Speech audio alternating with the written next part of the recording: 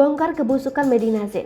Marsha Icha akui puas istri Lukman Azhari ditahan polisi. Sebelumnya diketahui jika Marsha Icha sempat melaporkan Medina Zain hingga jadi tersangka pada Desember 2021 setelah terlibat konflik. Namun kini, setelah Medina Zain resmi ditahan di Rutan Polda Metro Jaya, Marsha Icha mengaku puas dan seolah tak henti bersyukur.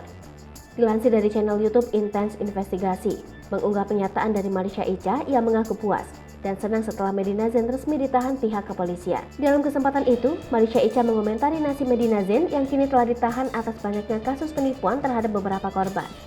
Bahkan, Marsha Icha mengaku puas karena kebenaran terkait permasalahannya dengan Medina Zain terungkap. Meskipun demikian, Marsha Icha sempat merasa iba ketika ingin melaporkan Medina Zain ke polisi.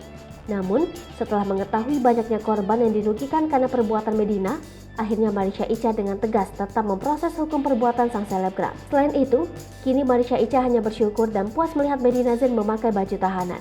Akan tetapi, ia berharap dan mendoakan Medina agar mampu memperbaiki diri sebagai pribadi yang lebih baik setelah mendapat hukuman yang diterima. Marsha Icha juga mengaku telah memaafkan Medina Zain, akan tetapi dirinya tetap akan melanjutkan laporannya melalui proses hukum.